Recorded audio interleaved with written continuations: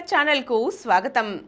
మనం నిస్వార్థ ప్రజా సేవకురాలు ప్రముఖ సంఘ సంస్కర్త అయినటువంటి శ్రీమతి హేమలతా లవణం గారి స్వీయ జీవితగాథ మృత్యోర్మ అమృతంగమయ నుండి స్టూవర్టుపురం దొంగల సంస్కరణ గురించి అనేక అంశాలు తెలుసుకుంటున్నాం కదండి. ఈరోజు మారదనుకున్నది మారిన వైనం గురించి తెలుసుకుందాం. అది 1975 తరువాతి కాలం. మా కుటుంబాలకు, కుటుంబ సభ్యులకు పోలీసు వారి నుండి రక్షణ కల్పించండి, వాళ్ల హింసకు మేము తాళలేకపోతున్నామంటూ ఆనాటి స్టూవర్టుపురంలో నేరస్థ కుటుంబాల నుండి లవణం హేమలతా లవణం గారులకు ఒక విన్నపం వచ్చి చేరింది.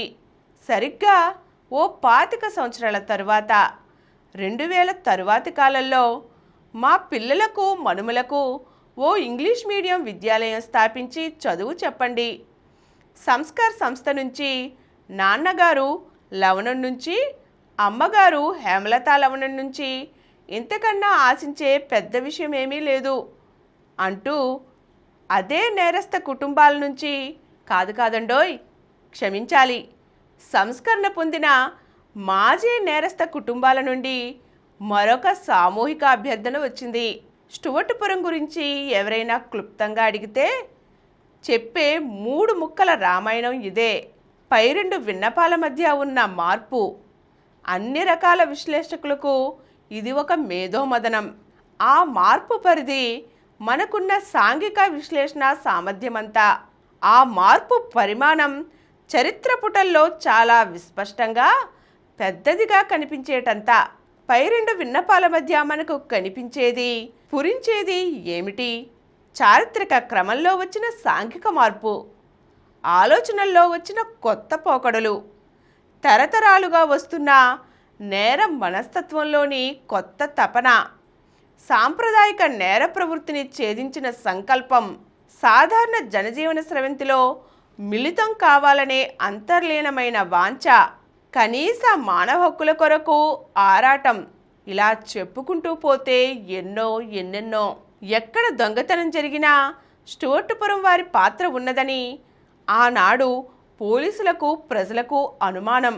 దీనికి పోలీసు అధికారుల సమాధానం వింటే కొంచెం ఆశ్చర్యం కూడా కలుగుతుంది. స్టూవర్టుపురం వారి మీదకు అనుమానం నెడితే అసలు నేరస్తులు భయం లేకుండా బయటకు వస్తారు, అప్పుడు వారిని పట్టుకోవడం సులభం అని. స్టూవర్టుపురం పేరు ఒక పాచికాని పోలీసు అధికారి ఒప్పుకోలు. అలా అని అందరూ అలానే ఉండరు, కానీ ఒకసారి నేరముద్ర పడిన వారిని సమాజం ఎలా చూస్తుంది అనేదానికి ఇది ఒక ఉదాహరణ. స్టూవర్టుపురం అంటే కొన్ని అనుమానాలు లేకపోలేదు, చాలా భయాలు ఉన్నాయి. కొన్నేళ్ల క్రితం స్టూవర్టుపురంలో వచ్చిన మార్పును చిత్రీకరించి సమాజానికి తెలియచేయాలనుకుంటున్నాను అంటూ ఒక ప్రముఖ టీవీ విలేకరి నన్ను విజయవాడలో కలిసి అభ్యర్థించారు. నేను ఒప్పుకోవడం జరిగింది. స్టూవర్టుపురం వెళ్ళడం, రోజంతా టీవీ చిత్రీకరణ చాలా సజావుగా సాగింది. ఆ విలేకరి సంతోషానికి ఆ రోజు అవధులు లేవు. దారి మధ్యలో విజయవాడ తిరిగి వస్తూ ఆ టీవీ విలేకరి మిత్రుని నేను ఇలా అడిగా, ఈ చిత్రీకరణ కోసం ఇంతకాలం ఎందుకు ఆగావు? నేను లేకుండా వెళ్ళినా కూడా నీకు నీ పని ఏ అడ్డంకి లేకుండా సాగేది కదా అని. క్షణం కూడా ఆలోచించకుండా ఆ విలేకరి మిత్రుడు సమాధానం ఏం చెప్పాడంటే, ఏమో, నా దగ్గర డిజిటల్ కెమెరా ఖరీదు 4 లక్షలు, పైగా అది కంపెనీ వారిది, పోయేంత వరకు అది నా దగ్గరే ఉంటుంది, మరి తిరిగి వచ్చేటప్పుడు ఏమో.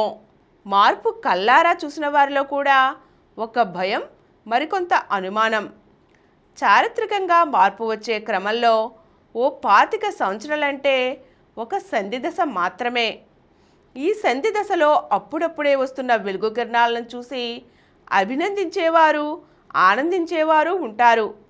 ఇంకా పూర్తిగా తొలగని చీకట్లను చూసి అనుమానించేవారు, భయాలను వ్యక్తం చేసేవారు ఉంటారు. ఇందులో ఏది లేదన్నా అది పాక్షిక చారిత్రక సత్యమే అవుతుంది. అది సాహిత్య విషయమైనా అంతే. సంధ్య వైపు చూస్తున్నాను అన్నప్పుడు ఆమె ఎవరు అని ప్రశ్నించిన వాడికి శ్రీశ్రీ ఆవిష్కరించిన నూతన సాహిత్య ధోరణుల గురించి ఏమని చెప్పాలని చలం మహాప్రస్థానం ముందు మాటలో వాపోతాడు. ఒక సాంఘిక దురాచారం సంస్కరణలో భాగమైనప్పుడు తద్వారా వచ్చే మార్పు క్రమంలో అన్ని రకాల ధోరణులు, అనుకూల ప్రతికూలతలు కలగలిసి ఉంటాయి.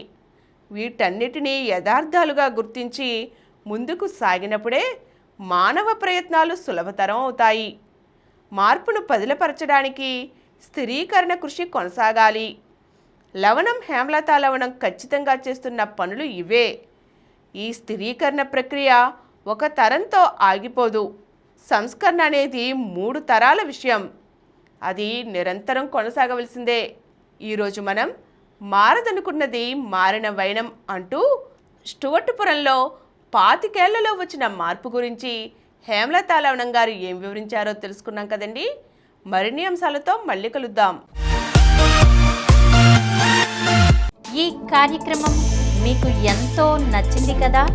ఇటువంటి మరిన్ని వీడియోల కోసం అనతి కాలంలోనే 20 కోట్లకు పైగా వ్యూస్ సాధించిన సమరం ఛానల్ సమర్పించు యతీష్ సెంటర్ ఛానల్కు సబ్స్క్రైబ్ చేయండి, లైక్ చేయండి, మీ ఫ్రెండ్స్కి షేర్ చేయండి. అలాగే ప్రక్కనున్న గంట సింబల్ని ప్రెస్ చేయడం మర్చిపోకండి.